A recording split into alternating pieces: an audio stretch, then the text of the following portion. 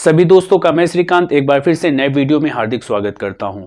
आज हम आपको असिस्टेंट ऑपरेटर और पुलिस कांस्टेबल से संबंधित महत्वपूर्ण जानकारी देने वाले हैं और उसके पाठ्यक्रम की चर्चा करने वाले हैं। सिर्फ हिंदी की चर्चा करेंगे उसके पाठ्यक्रम में। तो अगर असिस्टेंट ऑपरेटर की बात करें भैया ना, तो 2430 इसमें पद हैं, जिसमें से वर्कशॉप के 120 पद हैं, असिस्टेंट ऑपरेटर के 1374 पद हैं और हेड ऑपरेटर के 936 पद हैं। अगर कुल फॉर्म की बात करें ना, तो 5,40,000 इसमें टोटल फॉर्म पड़े हैं। कितने?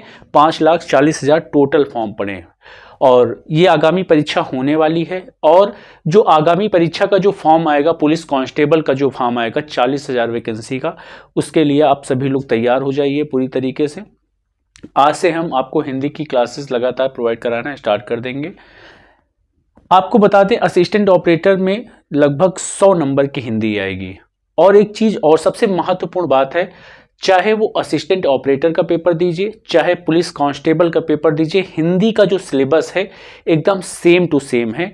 एक भी चीज का परिवर्तन नहीं, ठीक है, एक भी चीज का परिवर्तन। सिर्फ संज्ञा ऐसा टॉपिक है जो असिस्टेंट ऑपरेटर और पुलिस कांस्टेबल दोनों में नहीं है, बाकी सारी चीजें कॉमन है। कोई भी व्याकरण का पोर्शन, कोई भी हिंदी का है, जो चीज असिस्टेंट ऑपरेटर में आनी है वही पुलिस यूपीपी में भी आनी है, ठीक है, कांस्टेबल में भी सेम टू सेम वही आनी है। चलिए देख लीजिएगा कौन कौन से टॉपिक हैं जो हिंदी के आने वाले। हिंदी का सिलेबस आज हम आपको कंसल्ट करा रहे हैं पूरी तरीके से। जो सबसे पहला जो टॉपिक आपको मिलेगा हिंदी का, हिंदी और अन्य भारतीय भाषाएं, पहला नंबर 1 पर आपको मिलेगा हिंदी एवं, एक एक टॉपिक को नोट कर लीजिएगा, हिंदी एवं अन्य भारतीय भाषाएं, अन्य भारतीय भाषाएं, हिंदी एवं अन्य भारतीय भाषाएं, ये पहला टॉपिक है आपका। ये आपको टॉपिक मिलेगा, बहुत महत्वपूर्ण है। इसमें प्रमुख बोलियां 22 भाषाओं का उल्लेख किया गया है और 5 उपभाषाएं तथा 18 बोलियों का उल्लेख है। इसमें से 5 भाषाओं में से हो सकता है पश्चिमी भाषा पूछ लें या पूर्वी भाषा की कोई भी एक बोली पूछ सकते हैं आपसे। इसके बाद दूसरे नंबर पर जो टॉपिक सबसे महत्वपूर्ण है वो है आपका वर्णमाला का टॉपिक। वर्णमाला का टॉपिक है दूसरे नंबर पर। फिर इसके बाद नंबर 3, तीसरे नंबर पर आपको मिलेगी संधि। संधि 3 प्रकार की होती हैं और तीनों संधियां आपको इसमें मिलेंगी। तीनों प्रकार की संधियां मिलेंगी, स्वर संधि, व्यंजन संधि और विसर्ग संधि, ठीक है। इसके बाद चौथा जो टॉपिक आपको मिलेगा वो मिलेगा समास का। समास का टॉपिक मिलेगा, ठीक। ये हम कोशिश करेंगे कि सारे टॉपिक पर विशेष प्रकार की चर्चा करें और चाहे छोटे छोटे वीडियो के माध्यम से ये टॉपिक आपको पढ़ाया जाए, क्योंकि ये टॉपिक ऐसे हैं ना, काफ़ी बड़े टॉपिक हैं, तो इनको 4-4, 5-5 वीडियो के माध्यम से आपको हम प्रोवाइड करा देंगे, ठीक है। लेकिन आपको कंप्लीट जरूर करवाएंगे हम। नंबर 5, इसके बाद एक नया टॉपिक है विराम चिन्ह। विराम चिन्ह, ठीक, विराम चिन्ह। कामता प्रसाद के अनुसार विराम चिन्हों की संख्या जो है 20 मानी गई है, जिसमें से हम आपको लगभग 12 से 13 विराम चिन्ह बताएंगे। पूरे आपको नहीं पढ़ना है, पूरे पढ़ेंगे बहुत ज़्यादा हो जाएगा। जो इंपॉर्टेंट है, जो परीक्षा उपयोगी हैं, जो पूछे जाते हैं, वही आपको कराए जाएंगे। इसके बाद छठवां टॉपिक आपको मिलेगा पर्यायवाची शब्द। पर्यायवाची शब्द ये बहुत महत्वपूर्ण टॉपिक है, वोकैबुलरी से संबंधित है, ये आता ही आता है, ठीक। पर्यायवाची हो गया। इसके बाद देखिए 7वां जो टॉपिक आपको पढ़ना है, विलोम शब्द पढ़ना है। विलोम शब्द, विलोम शब्द बहुत महत्वपूर्ण टॉपिक है और काफी कठिन भी टॉपिक है। ये मत सोचना है कि विलोम शब्द सरल होता है, ठीक, कठिन होता है। नंबर 8, 8वां पढ़ना है आपको। विलोम शब्द के बाद आपको देखिए पर्यायवाची शब्द हो गया, विलोम शब्द हो गया, तद्भव तत्सम। तद्भव तत्सम, तद्भव तत्सम भी आपको पढ़ना है, बहुत महत्वपूर्ण टॉपिक है।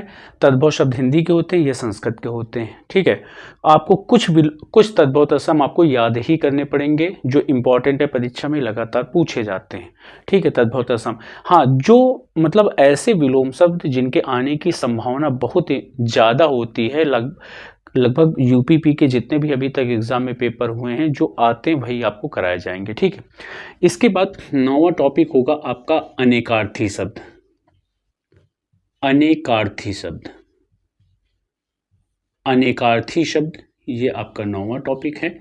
देखिए इसमें टोटल टॉपिक की संख्या 31 है। 31 टॉपिक रहेंगे जिसमें से 100 नंबर की आपकी हिंदी आएगी। 100 नंबर की हिंदी आएगी, याद रखना। 100 क्वेश्चन नहीं होंगे उसमें, 100 नंबर की हिंदी होगी। अनेकार्थी शब्द, विलोम शब्द, तद्भव शब्द, अनेकार्थी शब्द। इसके बाद आपका 10वां जो टॉपिक होगा वो होगा आपका समश्रुति भिन्नार्थक। समश्रुति भिन्नार्थक, समश्रुति भिन्नार्थक, ठीक, समश्रुति भिन्नार्थक।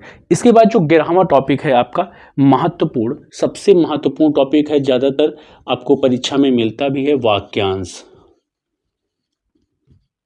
वाक्यांश, ठीक है। आप ऐसे कह सकते हैं वाक्यांश के लिए एक शब्द, है ना।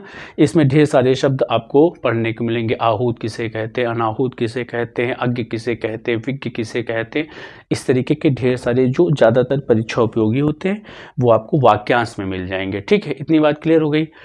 इसके बाद है वाक्य को शुद्ध करना, ठीक है। शुद्ध अशुद्ध वाक्य कह सकते हैं। अशुद्ध वाक्यों को शुद्ध करना आपको क्वेश्चन, यहाँ पर आपका जो 12वां टॉपिक होगा अशुद्ध वाक्यों को शुद्ध करना। अशुद्ध वाक्यों को, अशुद्ध वाक्यों को शुद्ध करना, शुद्ध करना, अशुद्ध वाक्यों को शुद्ध करना एक टॉपिक आपको, ये भी बहुत महत्वपूर्ण टॉपिक आपको मिलेगा। इसके बाद आ जाएंगे 13वें टॉपिक में। 13वें टॉपिक में लिंग होगा आपका, लिंग, ठीक। लिंग भी आपको पढ़ना है, 2 प्रकार के होते हैं, एक स्त्री और एक पुरुष, ठीक है। उभयलिंग संस्कृत में होता है, हिंदी में नहीं होता। इसके बाद 14वां टॉपिक वचन होगा आपका, वचन। और फिर इसके बाद 15वां टॉपिक आपका कारक होगा, कारक। ये 3 टॉपिक ऐसे हैं जो बड़ी परीक्षाओं में थोड़ा सा, जैसे एसआई लेवल है, समीक्षा अधिकारी हो गया, लिंग वचन कारक, के 3 टॉपिक आपको बैक टू बैक मिलेंगे ही मिलेंगे। इसमें एक ऐसा टॉपिक, सिर्फ संज्ञा टॉपिक नहीं छूटा है, 16 नंबर टॉपिक है, सिर्फ संज्ञा नहीं है। इसके बाद आपको पढ़ना है सर्वनाम, सर्वनाम। फिर 17वां टॉपिक हो जाएगा। सर्वनाम के बाद आपको पढ़ना है क्रिया, क्रिया पढ़ना है। फिर इसके बाद 17वां हो गया। 18वां टॉपिक आपको पढ़ना है, क्रिया के बाद आपको पढ़ना है विशेषण, विशेषण, विशेषण पढ़ेंगे।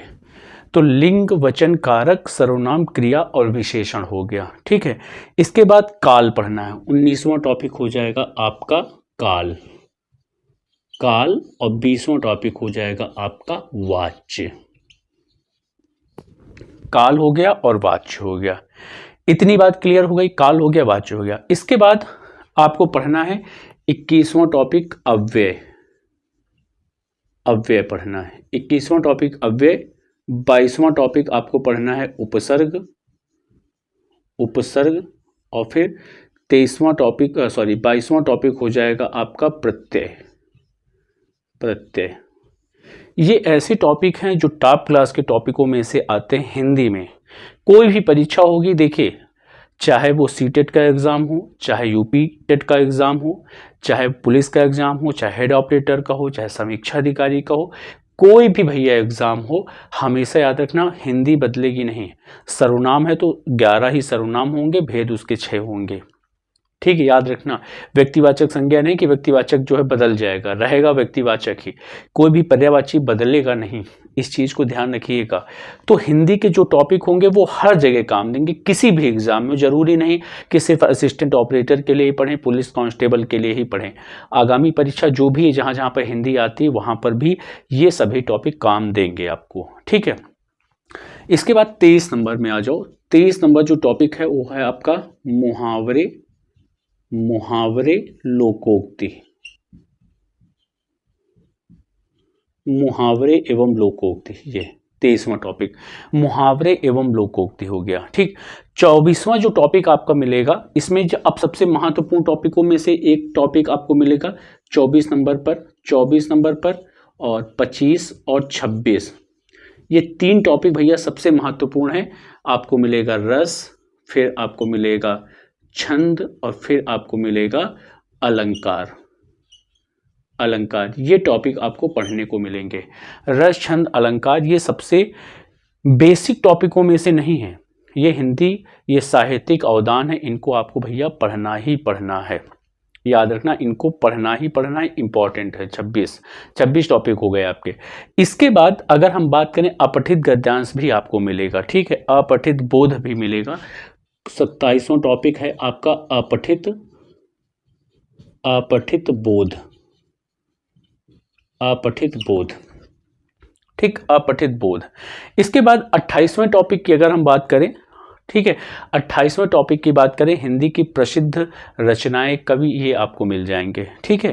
तो हम यहाँ पर जो है इसको थोड़ा सा हटा रहे हैं, इसको रेज कर रहे हैं यहाँ से, यहाँ पर हम आपको कुछ टॉपिक लिखे दे रहे हैं, 2-3 टॉपिक यहाँ पर हम आपके लिखे दे रहे हैं। जो 28वां टॉपिक आपको जो मिलेगा ना, 28वां टॉपिक वो मिलेगा, सबसे महत्वपूर्ण टॉपिकों में से एक है। वो कौन सा टॉपिक आपको मिलेगा ये भी देख लीजिएगा। तो जो 28वां टॉपिक आपको मिलेगा, हिंदी के प्रसिद्ध कवि, ये मिलेगा आपको, हिंदी के प्रसिद्ध कवि,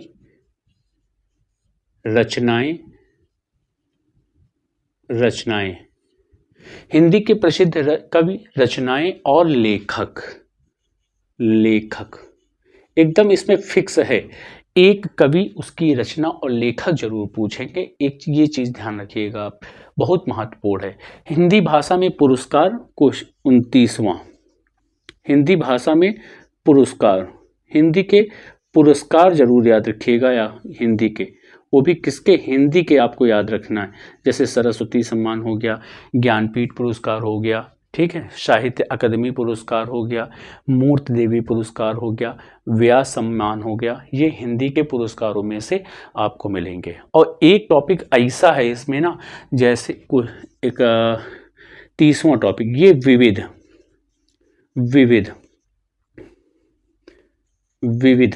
ये टॉपिक ऐसा है ना, लास्ट में विविध देने का मतलब ये है भैया कि कहीं से कुछ भी आ सकता है, ठीक है, विविध। तो इसका मतलब आपको हिंदी के सारे टॉपिक, लगभग 30 टॉपिक आपको पढ़ के ही जाना है, ठीक। एक बार फिर से ध्यान से देख लीजिएगा, हिंदी की प्रमुख भाषाएं है ना, भारतीय भाषाएं, हिंदी वर्णमाला, संधि समास हो गया था, यहाँ से हमने रेज कर दिया था, ठीक है। इसके बाद विराम चिन्ह के बारे में हमने बताया, पर्यायवाची, तद्भवतसम, विलोम शब्द, तद्भवतसम, अनेकार्थी शब्द, समश्रुति भिन्नार्थक, वाक्यांश, अशुद्ध वाक्यों को शुद्ध करना, लिंग, वचन, कारक, सर्वनाम, क्रिया विशेषण, काल, वाच्य, अव्यय, उपसर्ग, प्रत्यय, मुहावरे, रस, अलंकार, अपठित बोध, और हिंदी के प्रसिद्ध रचनाएं, पुरस्कार और विविध। तो ये है आपका असिस्टेंट ऑपरेटर और उत्तर प्रदेश पुलिस का सिलेबस, दोनों का सेम सिलेबस है, कोई भी परिवर्तन नहीं है। तो आप बेहतरीन तरीके से तैयारी करिए। अब हम आपको बेहतर तरीके से एक एक टॉपिक वाइज पढ़ाएंगे। हाँ, आप कमेंट बॉक्स में मैसेज करके आप पूछ सकते हैं।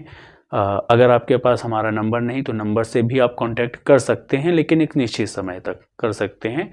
जो आपको टॉपिक पढ़ना है आप मैसेज भी कर सकते हैं, ठीक है। मिलते हैं एक नए वीडियो के साथ और एक नए जोश के साथ, तब तक के लिए धन्यवाद।